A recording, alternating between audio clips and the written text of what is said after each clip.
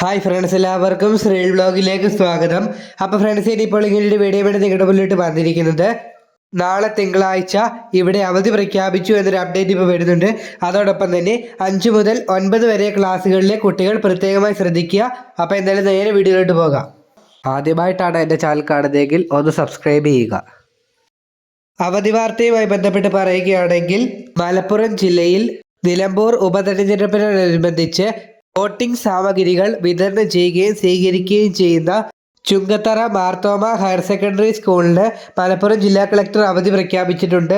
ഏറ്റവും ഇമ്പോർട്ടൻ്റ് ആയ അപ്ഡേറ്റ് നമ്മുടെ വിദ്യാഭ്യാസ മന്ത്രിയുടെ ഭാഗത്തു നിന്ന് വന്നിട്ടുണ്ട്.